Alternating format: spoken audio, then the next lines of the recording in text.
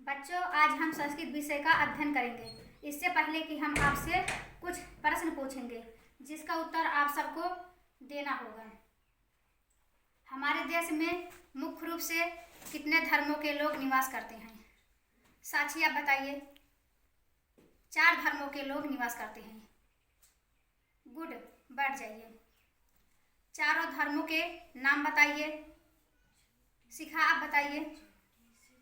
हिंदू, मुस्लिम, सिख, ईसाई। गुड, बैठ जाइए। हिंदू धर्म के कुछ धार्मिक महाग्रंथों के नाम बताइए। आरती, आप बताइए। रामायण, वेद, उपनिषद, महाभारत। वेरी गुड, बैठ जाइए। रामायण की रचना किसने की है? जानवी, आप बताइए। आदिकवि वाल्मीकि ने। गुड, बैठ जाइए। आदिकवि वाल्मीकि के बारे में आप क्या जानती हैं? शिखा, बताइए। ठीक है, बैठ जाइए, मैं बताती हूँ। छात्रा अद्वयम संस्कृत पद विषय अंतर्गते आदिकवि वाल्मीकि नामक प्रकरणस्य रसास्वादनम करिष्यामः। छात्राओं, आज हम लोग संस्कृत पद विषय के अंतर्गत आदिकवि वाल्मीकि नामक प्रकरण का रसास्वादन करेंगे।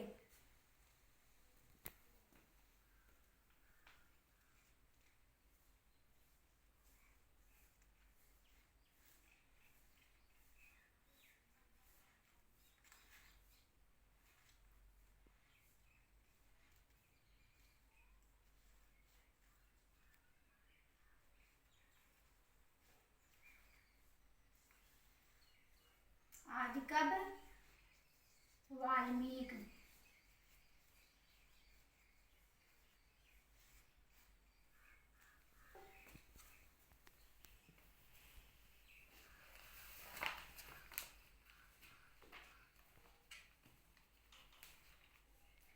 पूर्व वाल्मीकि नामा एका ऋषि आसीत्। एकदा स शिष्यै सह स्नातुं तमसा नद्या तीरम् आगच्छत्।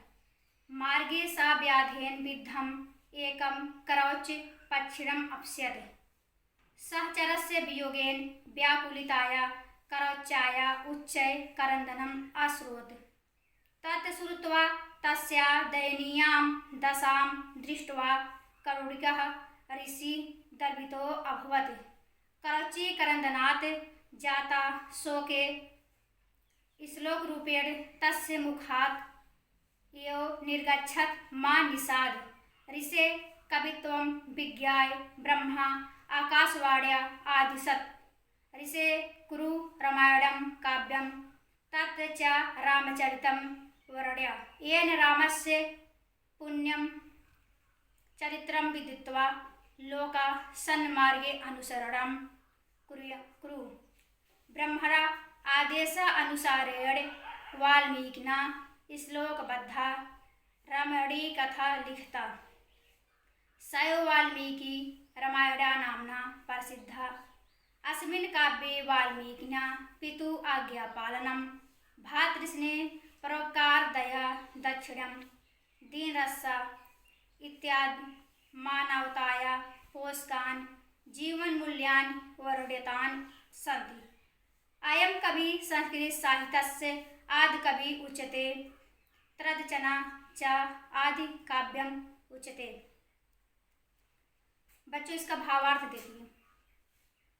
पूर्व वाल्मीकि नामा एका ऋषि आसीत्। पूरा प्राचीन काल वाल्मीकि नामा नाम का एका एक ऋषि आसीत् था।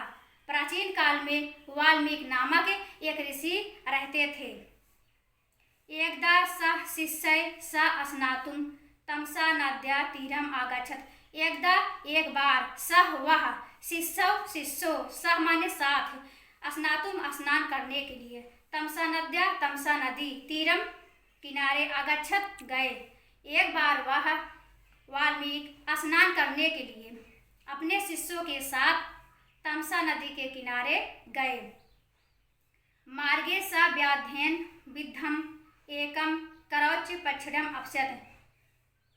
मार्ग मार्ग में सह वह व्याधेन बहेलिया विद्धम मारा हुआ एकम एक करौच पक्षम करौच नामक पक्षी अवश्य देखा। मार्ग में वह बहेलिए के द्वारा मारा हुआ एक करौच नामक पक्षी को देखा। सहचरस वियोगेन व्याकुलिताया करौचाया उच्चय करंदनम अश्रोत। सहचरस उसके साथ रहने वाली वियोग से व्याकुल देखकर करौच नामक पक्षी ऊंचे ऊंचे स्वर में करंदनम रो रहा था। उसके साथ रहने वाली को वियोग से व्याकुल देखकर वह करौच नामक पक्षी ऊंचे स्वर में रो रहा था। तत् श्रुत्वा तस्या दयनीयां दशां दृष्ट्वा कडुरिका ऋषि दर्वितो अभवत्। तत् इसके पश्चात श्रुत्वा मीन्स सुनकर तस्या उसकी दयनीयम दयनीय दशाम दशा दृष्टवा देखकर कडुरिका दयालु ऋषि दर्वितो दुखी अभवत हुए। इसके पश्चात उसकी आवाज को सुनकर दयालु ऋषि अत्यंत दुखी हुए। करौची करंदनाथ जाता ऋषे शोका शोकरूपेण तस्य मुखात् यो निर्गच्छत मा निषाद। करौची को ऊंचे स्वर में रोता हुआ देखकर ऋषि के शोका शोक रूप में मुख से निर्गच्छत निकला। करौची को ऊंचे स्वर में रोता हुआ देखकर ऋषि के मुख से शोक रूप में एक श्लोक निकला। मानिषाद हे व्याधि ऋषे कवित्वम विज्ञाय ब्रह्मा आकाशवाण्या आदिशत। ऋषि कवित्वम कवि विज्ञाय मीन्स जानकर ब्रह्मा आकाशवाणी के द्वारा आदिशत आदेश दिया। ऋषि को कवि जानकर ब्रह्मा ने आकाशवाणी के द्वारा आदेश दिया। ऋषि कुरु रामायणम काव्यम ऋषि कुरु करो रामायण काव्य की रचना। हे ऋषि तुम रामायण काव्य की रचना करो। तत्र च रामचरितम वर्ण्य और तत्र वहाँ च और रामचरितम राम के चरित्र वर्णन करो और वहाँ राम के चरित्र का वर्णन करो। येन रामस्य पुण्यम पवित्रम विदित्वा येन जिससे राम के पवित्र चरित्र विदित्वा मीन्स जानकर जिससे राम के पवित्र चरित्र को जानकर लोका सन्मार्गे अनुसरण लोका मीन्स संसार में सन्मार्ग अच्छे मार्ग का अनुसरण कर सके जिससे लोग राम का पवित्र चरित्र जानकर अच्छे मार्ग का अनुसरण कर सकें। ब्राह्मणा आदेश अनुसारेण वाल्मीकिना श्लोकबद्धा रामणीय कथा लिखता। ब्रह्मा के आदेश के अनुसार वाल्मीकि श्लोकबद्ध रामायण नामक कथा लिखा। ब्रह्मा के आदेश के अनुसार महाकवि वाल्मीकि ने श्लोकबद्ध रामायण की कथा को लिखा। सैव वाल्मीकिना नामना प्रसिद्धा सैव इसलिए वाल्मीकि नाम से प्रसिद्ध हुए। अस्मिन् काव्ये वाल्मीकिना पितु आज्ञा पालनम भ्रातृस्नेह परोपकार दया दक्षिणम दीन रक्षा इत्यादि मानवताया पोषकान जीवन मूल्यानि वर्णितानि सन्ति। अस्मिन् इस काव्य में वाल्मीकि पितु पिता आज्ञा पालनम आज्ञा का पालन भ्रातृस्नेह भाई के परत प्रेम परोपकार दया दक्षिणम उदारता दीन रक्षा दीन दुखियों की रक्षा आदि मानवता पोषक गुणों से युक्त वर्णन किया है।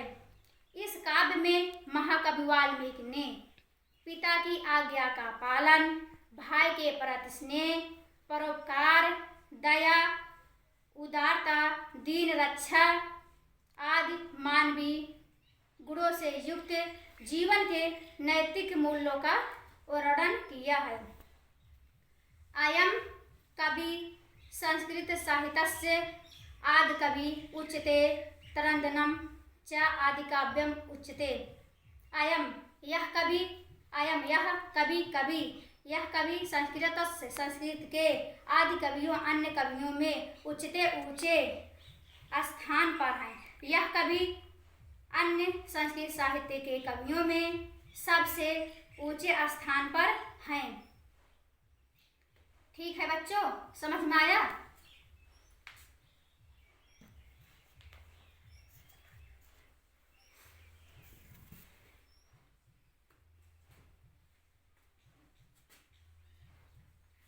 कठिन शब्द बच्चों, आदेशा अनुसारेण, क्या है बच्चों? आदेशा अनुसारेण, आज्ञा पालनम, ये क्या है बच्चों? आज्ञा पालनम। दीन रक्षा, ये क्या है बच्चों? दीन रक्षा। जीवन मूल्यानि, ये क्या है बच्चों? जीवन मूल्यानि। आदि काव्यम, ये क्या है बच्चों? आदि काव्यम। श्लोक बद्धा, ये क्या है बच्चों? श्लोक बद्धा।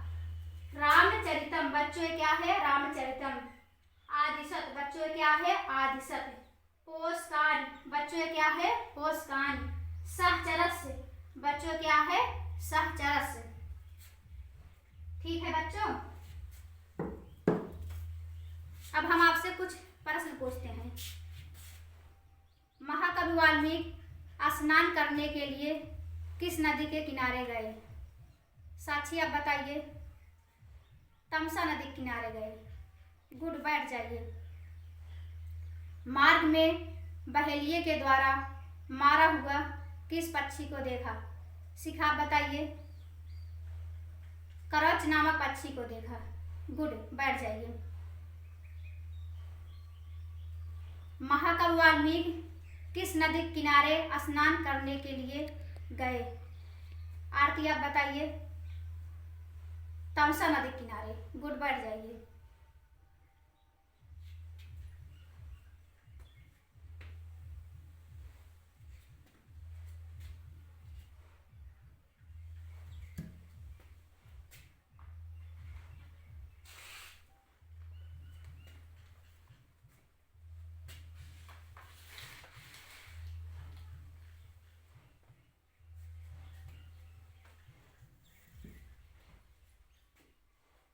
बच्चों शब्द विज्ञा मीन्स जानकर। करंदनम, करंदनम मीन्स बिलाप। प्रतिष्ठा मीन्स सम्मान। जीवन मूल्यांश मीन्स जीवन आदर्श के मूल्य। व्याध्ययन मीन्स बहेलिये के द्वारा। बच्चों इसको अपनी उत्तर पुस्तिका में लिख लीजिए।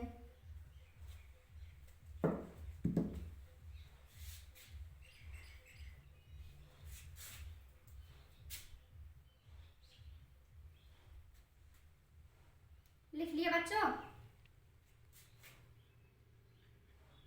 अब हम आपसे कुछ प्रश्न करते हैं। इस काव्य में किसकी आज्ञा के पालन का आदेश दिया गया है? आप बताइए शिखा। पिता की आज्ञा का पालन। गुड, बैठ जाइए।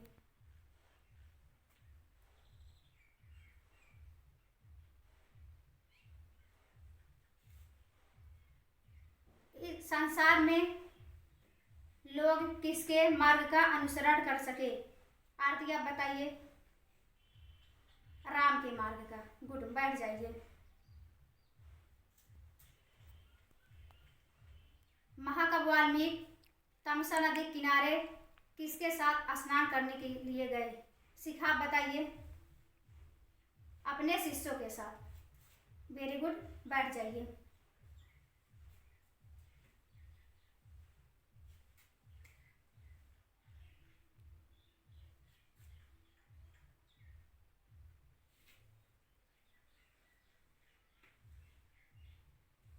सभी बच्चे गृह कार्य नोट कर लीजिए। आदिकवि वाल्मीकि नामक पाठ का सारांश अपने शब्दों में लिखकर लाना है। Thank you class.